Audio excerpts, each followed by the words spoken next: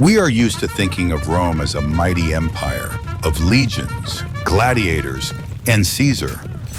But where did it all begin? The history of the Eternal City is a cocktail of myths, blood, and a very humble, almost rustic way of life.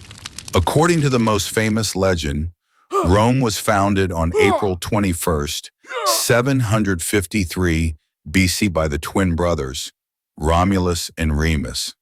They, descendants of the Trojan hero Aeneas, were found and nursed by a she-wolf. This story is pure epic, one the Romans were proud of. However, archaeology paints a different picture. Rome grew out of simple pastoral settlements on the seven hills along the Tiber River. It was simply a prime location, a ford across the river, salt trade, and fertile lands. No majestic empire, just the harsh life of farmers and warriors. From its founding until 509 BC, Rome was ruled by seven kings. These were not emperors in shining armor, rather they were wise leaders and at times tyrants. The first, of course, was Romulus. Legend has it that after founding the city, he killed his brother Remus to become the sole ruler. Immediately after, he faced a problem, a shortage of women. Romulus solved it radically by cunningly luring the maidens of the neighboring Sabine tribe, which led to the famous rape of the Sabine women. Romulus also laid the first religious and political foundations of Rome. The second king was Numa Pompilius, a completely different figure. He was more interested in religion and law than in war. He was famed for, as the legend goes, spending long hours in the forest, consulting with the nymph Egeria, who whispered sacred laws to him for the city. The era of the kings ended loudly. The last seventh king, Tarquin the Proud, was expelled for his cruelty and tyranny. His exile marked the beginning of the Roman Republic, a completely new stage in history. What was the daily life like for these early Romans, the founders of the future civilization? Contrary to notions of luxury, they were simple folk. Their food was extremely modest.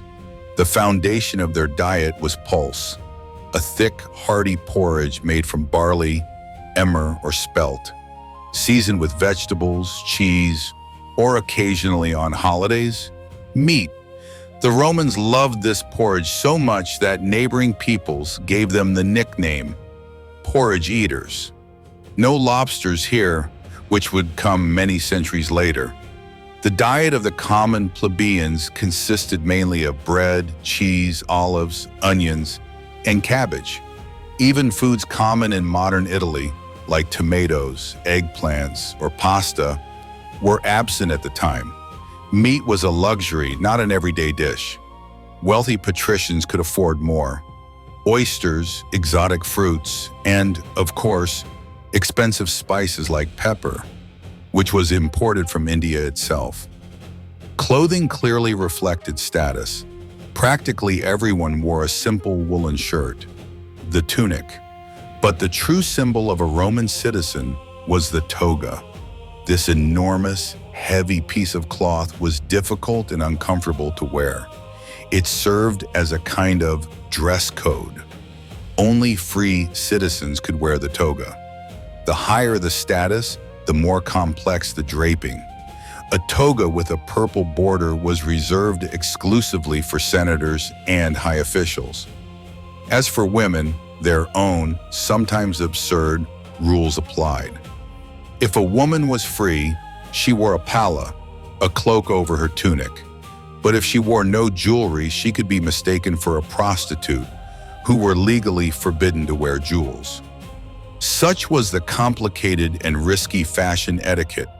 From these simple, harsh porridge eaters, with their complex dress code, the greatest city of antiquity grew. The seven kings laid the foundation, and their descendants turned the settlement on the seven hills into the heart of a huge empire. The next time you hear about ancient Rome, remember, it began not with triumphs and palaces, but with porridge, woolen tunics, and the eternal dispute over who was more important, Romulus or Remus.